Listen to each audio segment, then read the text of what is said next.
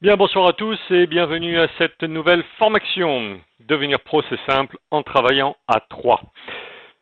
On va voir pourquoi travailler à trois.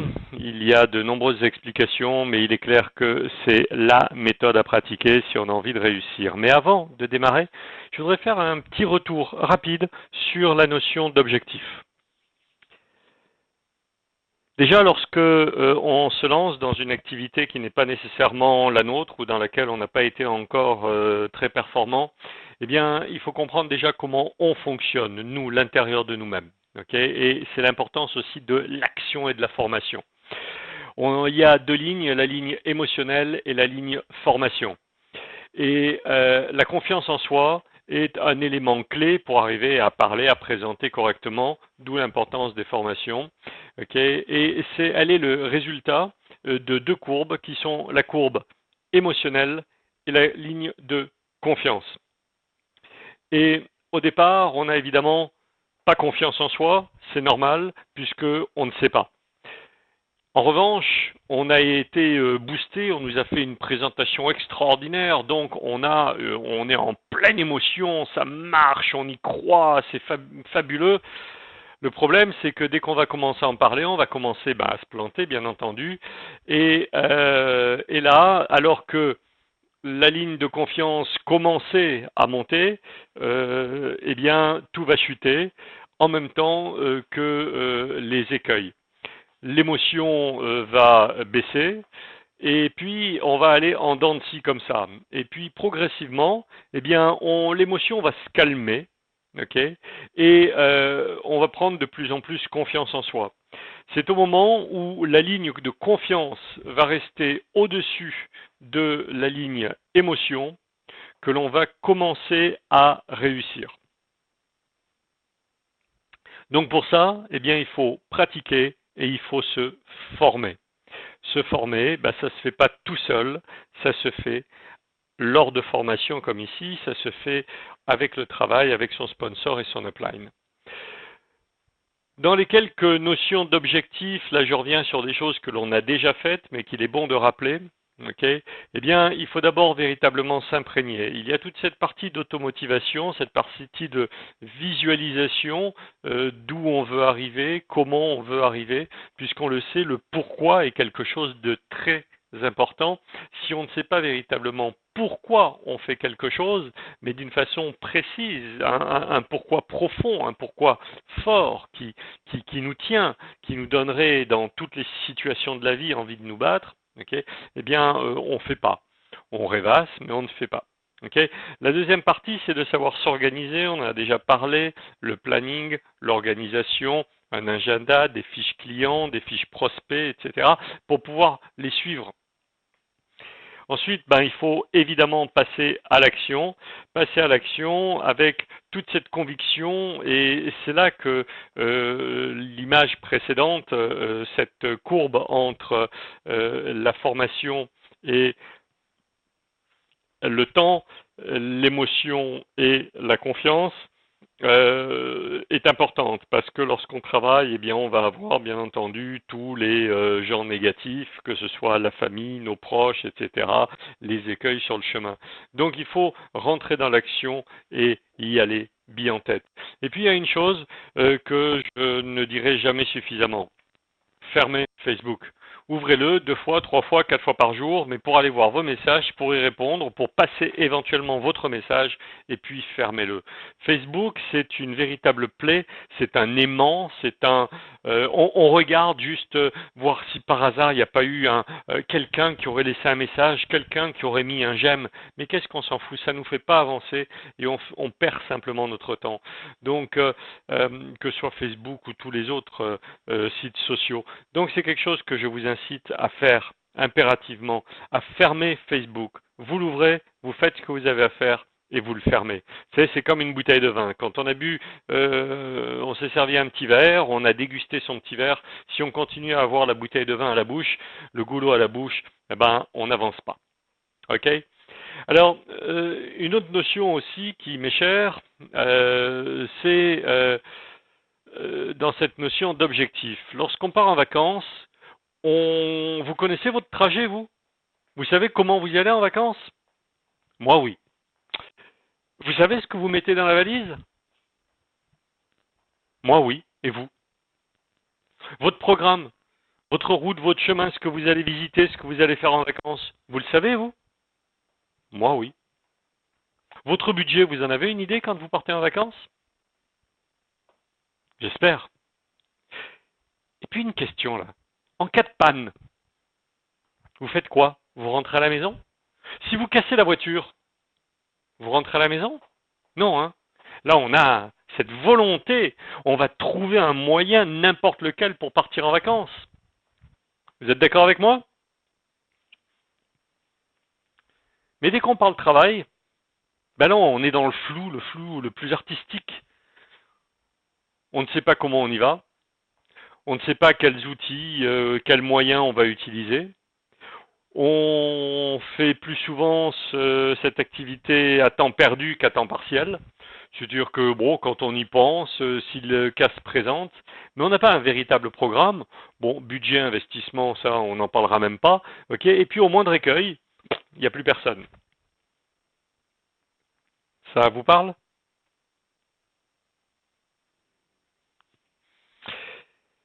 Mais dans le cadre du travail et principalement du marketing de réseau, bah, il faut que vous ayez un véritable planning, il faut que vous programmiez les formations, il faut avoir des objectifs quotidiens. Chaque jour, on doit savoir ce que l'on fait. Okay. Nos finances, eh ben, on doit aussi les prévoir. On doit avoir un budget quand on se lance dans une entreprise. Il n'y a pas à tortiller, il faut l'avoir. Si on ne l'a pas, eh bien, il faut prévoir comment se donner les moyens d'avoir ce budget, puisqu'on ne va vraisemblablement pas prendre un crédit comme le ferait un entrepreneur classique. Okay. Eh bien, il faut qu'on trouve les moyens. Heureusement, il suffit de se mettre au travail très vite, et puis on peut gagner suffisamment d'argent pour faire nos différents upgrades. Okay. Et puis la première difficulté, le résultat, il est simple, il va simplement dépendre de la vision. Vous savez, s'il y a une toute petite colline, et puis que quelqu'un se met devant vous ou qu'une voiture passe, vous ne voyez plus la colline. Maintenant, si vous êtes devant le Mont Blanc ou le Cervin ou une grande montagne, bah, il peut y avoir tous les obstacles du monde. Vous verrez quand même votre objectif. Eh bien, tout dépend de la taille de votre objectif.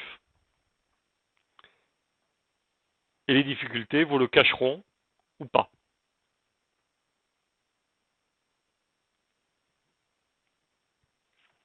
Le planning, c'est un petit rappel, mais qui est hyper important, parce que récemment, moi, je regardais, j'ai demandé à quelques personnes que j'ai rencontrées de me montrer leur planning. Ben, il était peut-être quelque part dans un coin de la tête, mais il n'était pas écrit. Dans votre planning, vous devez impérativement mettre tout ce qui est incontournable. Okay, les heures de sommeil, c'est quasiment incontournable. Devoir amener le gamin à l'école, c'est incontournable.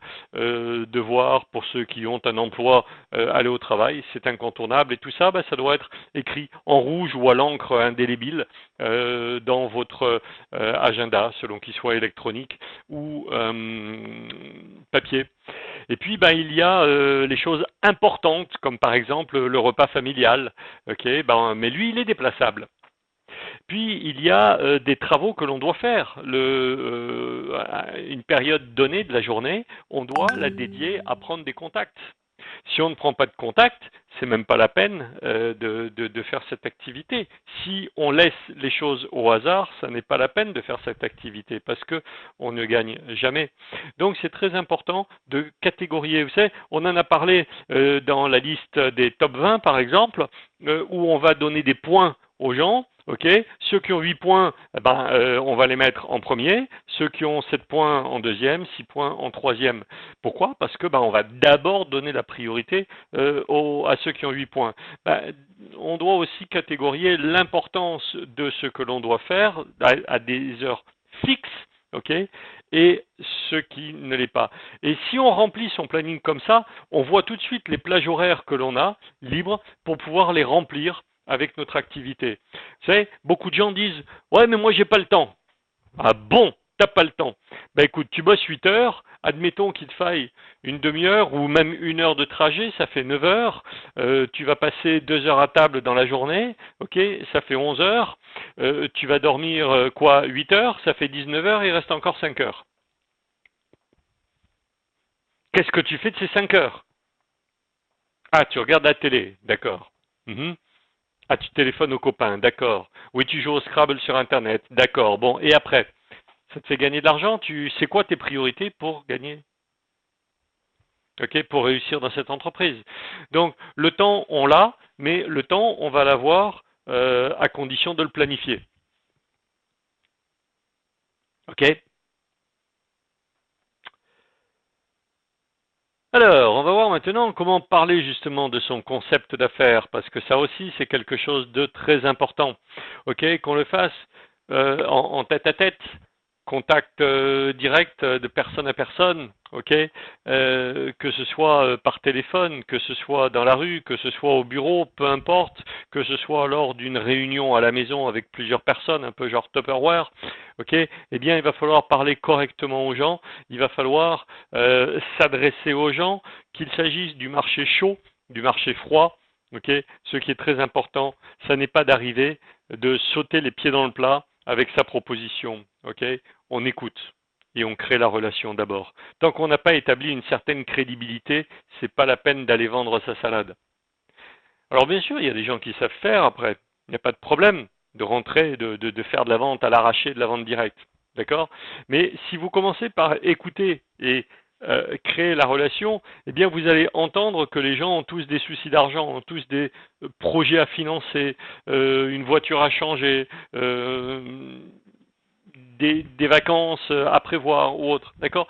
Mais vous vous rendez compte que tout le monde, dans toutes les discussions, va finir par parler d'argent et de manque d'argent. Et c'est là que vous allez pouvoir venir avec une solution.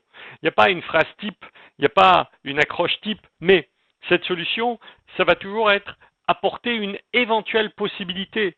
N'arrivez pas en disant ah moi je sais, moi je peux te permettre de gagner de l'argent, d'être millionnaire, peu importe comment vous voulez le dire. Ok? On émet une option. Une option du genre, tiens, j'ai peut-être quelque chose pour toi.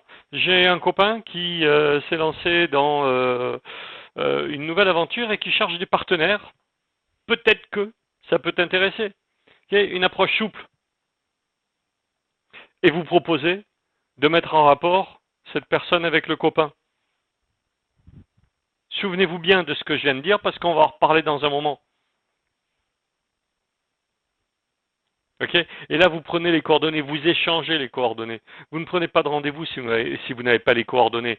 La personne qui ne s'est pas engagée, que vous ne pouvez pas rappeler, ok? Ben, il y a 9 chances et demie sur 10 qu'elle ne vienne pas. Donc c'est très important d'avoir toujours les coordonnées de la personne. Okay. D'ailleurs, je fais une petite aparté. On a parlé d'une option là, puisque sans doute vous le savez, puisqu'on l'a déjà publié sur les différents groupes WhatsApp, Facebook, etc. On va créer on va faire des présentations en Suisse romande dans les différents États. D'autres vont le faire en France aussi, le font déjà d'ailleurs. Mais on va instaurer un principe de, je dirais, de réservation de place. Vous savez, créer un petit peu l'importance, l'urgence. J'ai 2 places. Je peux inviter 2 personnes pour développer à qui je peux présenter ou à qui on peut présenter ce concept d'affaires. Faut pas qu'on soit trop nombreux non plus. Alors tu comprends? Je peux pas me permettre que tu ne viennes pas. Alors voilà un carton d'invitation. Mais je vais te demander, même si je t'aime bien, même si je sais que j'ai confiance en toi, par principe, je te demande 20 euros ou 20 francs suisses, ok? Et je te les rends si tu viens. Mais moi, je ne peux pas me permettre de ne pas avancer dans mon affaire et je ne peux pas me permettre d'avoir une place vide. T'es d'accord? Voilà. Euh, L'importance de donner de l'importance à notre proposition, c'est quelque chose de très important. Ok? Voilà. Donc restez simple. N'arrivez jamais comme Don Quichotte qui résout tous les problèms, qui va se battre contre les moulins à vent, comme quelqu'un. Superman Fred. Comme quelqu'un qui a la solution miracle. Ok, ça n'existe pas et vous feriez fuir les gens. D'accord? Voilà. Donc cherchez pas à vendre, n'expliquez pas. Vous prenez rendez-vous avec la personne, comportez-vous comme des hommes d'affaires, comme des hommes ou femmes d'affaires bien entendu, ok, comme des gens qui ont véritablement quelque chose de sérieux. Je disais quand on s'est rencontrés récemment là à Lausanne pour une journée de formation, justement, comportez-vous non pas comme un petit vendeur qui a son stand sur un marché, mais comportez-vous comme quelqu'un, un véritable businessman, vous savez, qui est en haut d'une tour avec un bureau, des baies vitrées qui surplombent toute la ville, ok, et qui vous allez recevoir là-haut, d'autres businessmen. Mettez-vous dans cette peau, mettez-vous dans cette situation où vous-même avez quelque chose de solide, de gros à proposer.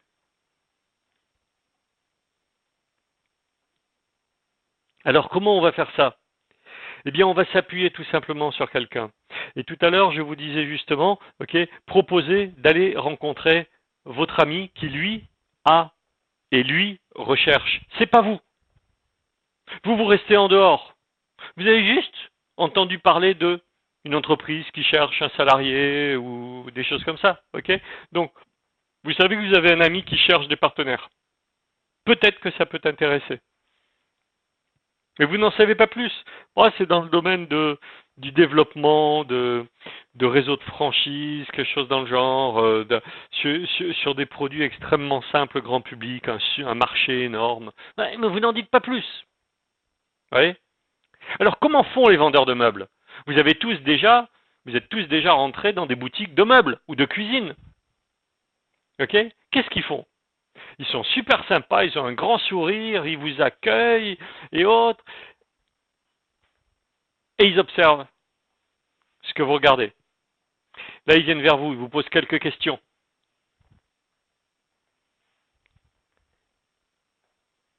Et puis, ils vous amènent à demander un prix. Et là, il vous faut un prix, le double de ce que ça vaut. Et puis, vous commencez à discuter, à négocier. Ah ouais, mais c'est cher, hein, mais ça dépasse mon budget, etc. Et là, qu'est-ce qu'il fait? Bien, vous dit, écoutez, vous m'êtes vachement sympathique et j'ai vraiment envie de vous permettre d'acheter cette cuisine ou ce canapé. Laissez-moi, je vais chercher le directeur, je vais lui faire vraiment l'argument de vous, je vais absolument, je suis sûr qu'il peut vous faire imprimer. Laissez-moi négocier. Et il va chercher le directeur de la boutique. Est-ce que vous êtes conscient qu'il n'est pas plus directeur que vous? C'est juste un autre vendeur. Mais il s'appuie sur une troisième personne qui va permettre de conclure la vente. Alors c'est un peu de la vente à l'arraché. Mais c'est pas, le principe est le même. Appuyez-vous, mais bien sûr que ça se fait encore. Ça se fait toujours. Va dans n'importe quelle boutique de meubles et ça se fait comme ça. Va dans n'importe quelle boutique de cuisine et ça se fait comme ça. Parce que c'est comme ça que ça marche, c'est l'être humain. C'est l'être humain. On est sensible à l'attention qu'on nous donne. Et quand en plus, on va chercher le big boss pour nous, waouh! Et le big boss, eh ben, il vient, et le produit qu'on vous a vendu 2 fois plus cher, il va vous enlever 30%, vous serez content, vous paierez encore le produit plus cher, mais c'est pas grave, vous êtes content.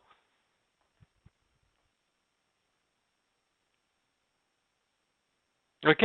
C'est comme ça que ça marche. Question de reporter la responsabilité sur quelqu'un d'autre dont vous aurez fait toute la panégyrique, vous l'aurez mis en puissance, vous l'aurez mis sur un piédestal. Ah, écoutez, en plus, le directeur, mais c'est vraiment un homme charmant. Et c'est comme ça. Ok? Eh bien, ici, vous allez tout simplement promouvoir votre sponsor, votre upline, la personne avec qui vous aimez travailler. Et là, ça aura plusieurs avantages. L'avantage dont on vient de parler, bien entendu. Et ça aurait aussi l'avantage. Si jamais votre ami ne veut pas suivre, ben vous, au moins, ça ne vous aura pas mis en porte-à-faux. Si au bout du compte, vous tombez sur un de ses amis qui va vous raconter des conneries du genre pyramide ou autre, vous, ça vous aura pas mis en porte-à-faux. Vous pourrez même le remercier de vous avoir ouvert les yeux. Même si vous n'en pensez pas moins, c'est pas grave. Ok? Mais vous gardez vos copains. Vous ne vous mouillez pas. C'est tellement plus simple pour apprendre le métier. C'est tellement plus simple pour ne pas laisser faire les autres. Votre upline est là pour ça. Donc vous vous appuyez sur quelqu'un, upline ou sponsor. Vous le mettez sur un piédestal, vous vantez son professionnalisme et vous le laissez faire. En même temps, vous apprenez en écoutant et vous ne vous fatiguez pas. Et là, j'en viens à un sujet qui me chagrine souvent. Combien avez-vous dans vos équipes, peut-être même vous-même, de gens qui n'ont pas encore sponsorisé au bout d'un mois leurs 2 premières personnes? Allez-y, répondez-moi. Qui est dans ce cas-là? Qui a dans son équipe des gens qui n'ont pas encore sponsorisé depuis leurs 2 personnes? Ok. Pourquoi? Ben, ça en fait une jolie petite liste déjà. Ok. Pourquoi? Vous pouvez me l'expliquer?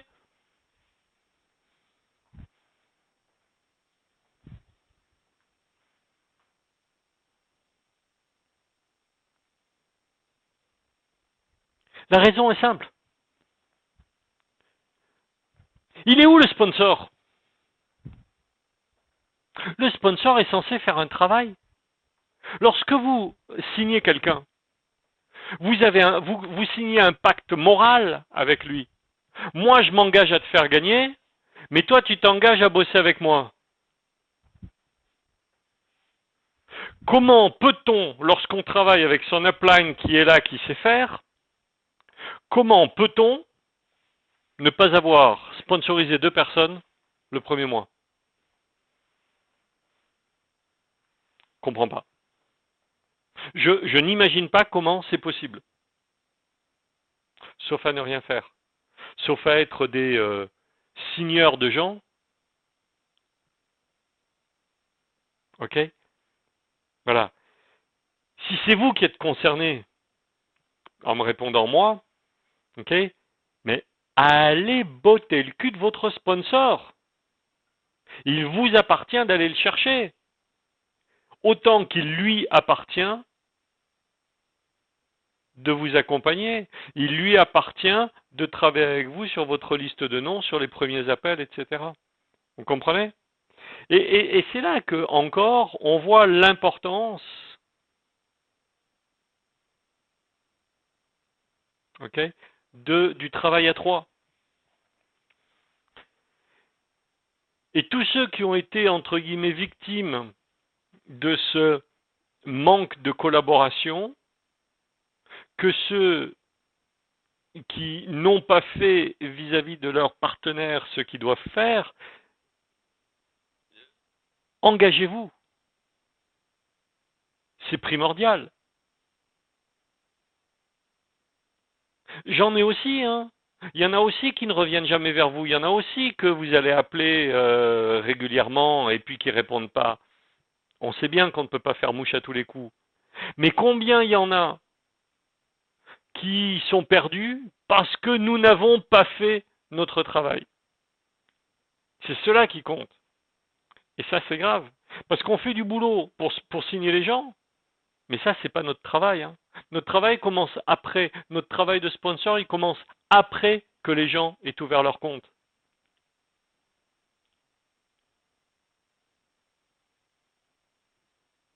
OK? C'est là que vous apportez la crédibilité du professionnel. Et ça, c'est vrai en tête à tête. C'est vrai au téléphone ou à distance, peu importe, appelons-le Skype ou Internet ou autre chose. Mais c'est toujours comme ça. L'appel à 3. C'est la méthode la plus efficace au monde. Voilà, Christian, ça va chauffer. Oui, il y a un Christian. Christian Claudine. Donc il y a toi. Tu es là, tu prends ton téléphone et tu vas appeler un prospect. Peu importe qu'il soit encore prospect ou qu'il ait déjà signé. OK? Le voilà. Ça y est, il est arrivé le prospect. Voilà, Claudine. Tu as ton Christian, il est là devant toi sur l'image. Et là, tu vas lui proposer chaque fois à Christian de parler à ton sponsor. Et ton sponsor, c'est le pro. Et tu le laisses faire, surtout quand le pro parle, tu ne la ramènes pas. Tu le laisses faire. Donc choisis un pro qui sait faire, évidemment. Ok? Mais tout ça, c'est du travail d'équipe. Toi, après, tu pourras aller conforter ton prospect.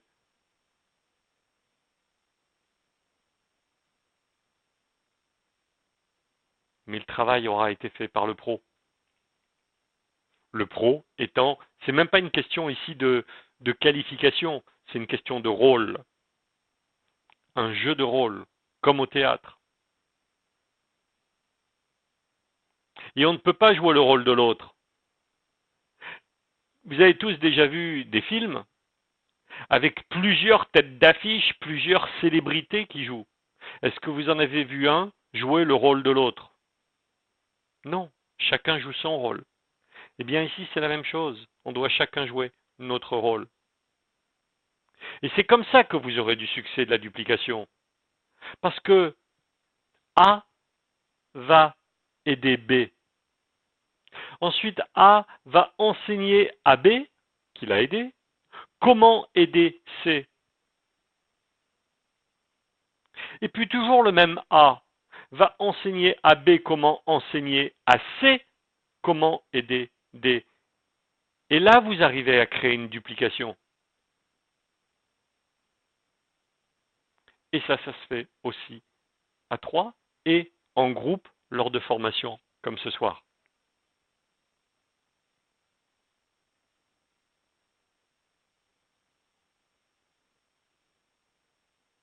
OK? Il faut le mettre en place, ça. Il faut absolument que vous le mettiez en place. N'hésitez pas, sur le groupe Facebook, à poser des questions si vous avez des besoins là-dessus, à discuter, à lancer des sujets, des échanges.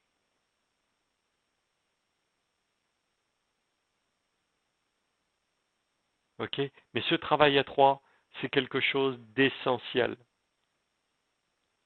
Parce que ce pacte dont je vous parlais tout à l'heure, il est primordial. C'est là, pendant que je fais cette formation, j'ai un gars qui est en train de s'enregistrer. Ça fait bientôt 2 mois que j'essaie de le signer. Mais je ne l'ai pas poussé à signer. Je l'ai formé déjà. Ce soir, il s'enregistre et il a 2 personnes qui s'enregistrent derrière. Parce qu'on a travaillé à 3. Parce qu'il a enfin compris, et cet après, il m'a dit, ça y est, j'ai un partenaire, il vient dans 1 heure, est-ce que je peux t'appeler? Oui, bien sûr. Et il m'a appelé. J'ai parlé au partenaire, qui avait une vague idée. Je lui ai expliqué. Quand on a raccroché, mon contact a bouclé, et ils sont en train de signer. Parce que ce pacte moral, vous expliquez aux gens que oui, ils peuvent gagner de l'argent. Vous faites quoi pour qu'ils gagnent de l'argent? Vous vous engagez avec lui?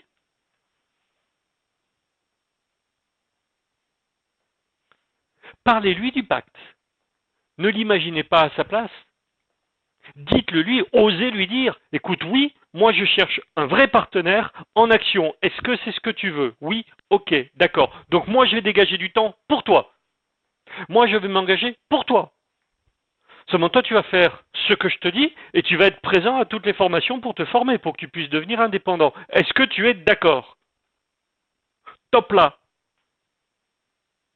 Si je te dis de mettre 1000 balles sur la table, je te les rends à la fin du mois si tu viens à toutes les formations et quand tu auras signé du personne. Tu les mets les 1000 balles sur la table?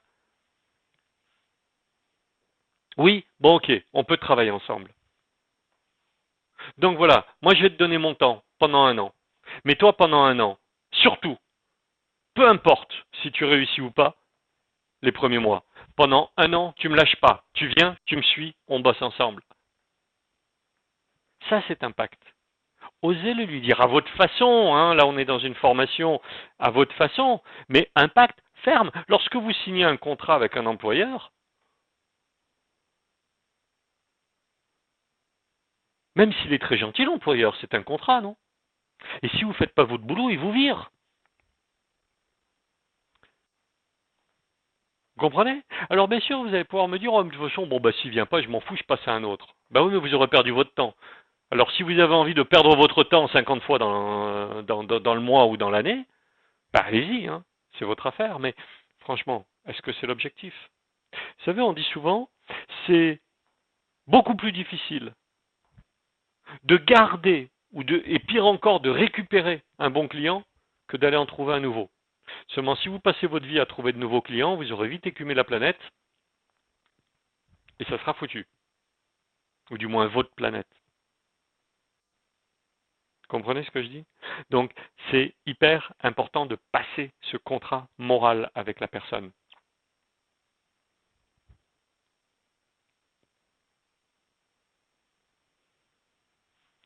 Et ce pacte, eh bien, il dit, tu es présent à toutes les présentations et formations. C'est un devoir. Ah, si demain, hein, tu iras à l'hôpital, si vraiment tu es couché avec 42 fièvres, si ton gamin ou tu as une réunion de parents d'élèves, oui, ok, d'accord. Mais si à chaque fois tu me trouves une excuse, excuse-moi, mais c'est que tu ne sais pas t'organiser.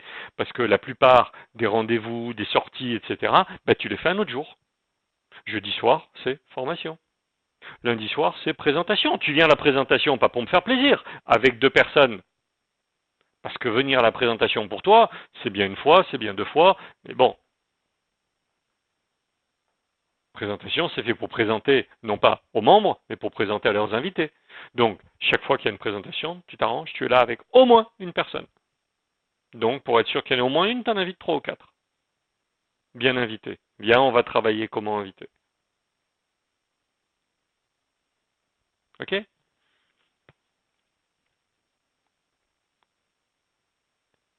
Lorsqu'on vient en formation, on doit amener toutes ces équipes, puisque on a fait un pacte. Ben, ils doivent être là. Je ne demande pas ici qui a des gens de son équipe qui ne sont pas là. Mais posez-vous la question. Ça, c'est des choses qui ne devraient plus arriver. À la suite de ces messages, vous devriez reprendre un pacte. Vous devriez appeler les gens et dire, bon, ok, dis-moi, là j'ai peut-être merdé, là on a mal démarré ensemble. Alors voilà, j'ai eu une formation et j'ai compris une chose, c'est que je ne m'étais pas assez occupé de toi. Alors, dis-moi, qu'est-ce que tu veux faire avec RevTech? Est-ce que tu as compris la puissance? Est-ce que tu as compris le potentiel? Où veux-tu arriver? Que veux-tu faire? Dis-moi pour que je m'engage avec toi. Ah, faites-le.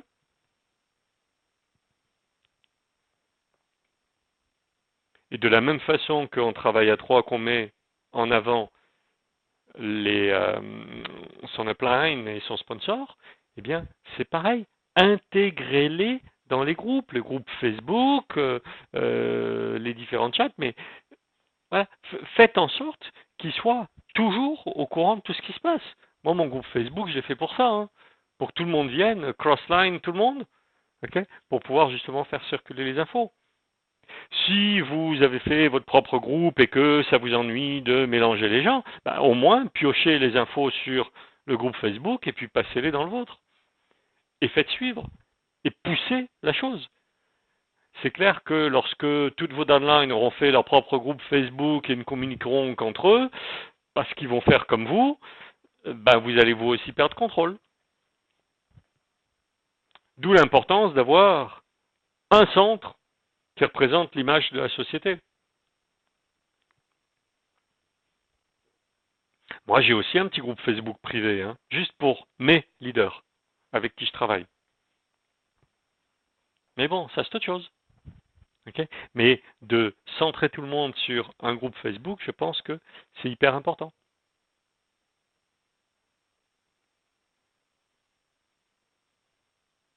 Okay, et ce n'est que comme ça que vous réussirez à avoir une vraie bonne duplication. Ok. Bon, les home parties, je vais pas m'étendre dessus parce que c'est peut-être pas parfaitement adapté à notre produit, mais tout de même, c'est le principe. Peu importe comment on va le faire, mais le principe d'une home party, c'est il faut toujours faire une petite présentation. D'abord, il faut être fun. Avant d'asseoir tout le monde, c'est le nombre de fois où j'ai assisté à des home parties, tout le monde s'assied et attend que tous les invités soient là. Non, non, home party, c'est une partie. Donc vous invitez les gens, on commence par boire un verre. Ça ne veut pas dire saouler, hein. Ça peut être que des jus de fruits, ça peut être un thé, ça peut être du café. Et on discute, pas du sujet du soir. On discute avec des amis. Au bout d'un moment, quand tout le monde est là et que les gens ont fait connaissance et que l'ambiance est bonne, c'est s'il vous plaît, voilà, nous avons ici un ami, vous lui avez tous parlé déjà, voilà, et qui voudrait vous présenter quelque chose, comme vous le savez d'ailleurs, et c'est entre autres pour ça que je vous ai invité. Donc moi, je vous demanderai d'avoir un quart d'heure de votre attention, de bien l'écouter. Voilà. Et puis après, on reprend la fête. C'est tout. À la fin de la courte présentation, ceux qui ne sont pas intéressés continuent la fête, ceux qui sont intéressés restent avec le speaker. Ok? Parmi tous ceux qui ont déjà fait des home parties, qui l'a fait comme ça?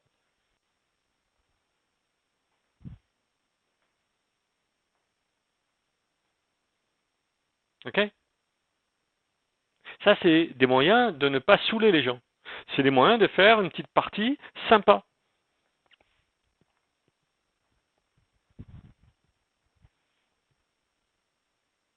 Et si sur les 7 ou 8 personnes ou 10 personnes que vous allez inviter, ben, il n'y en a que 2 qui suivent, c'est déjà bien.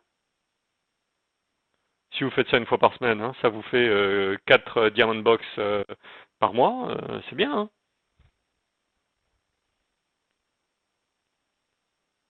Vous serez ambassadeur avant la fin de l'année.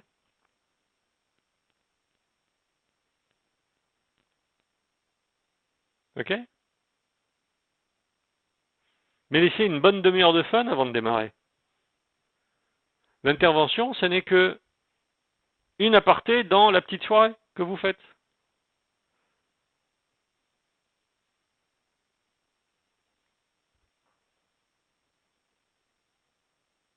D'accord?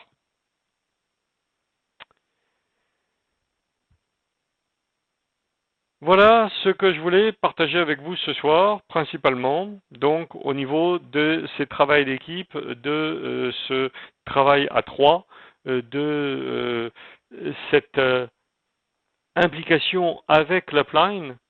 Accrochez-vous à l'upline, présentez l'upline,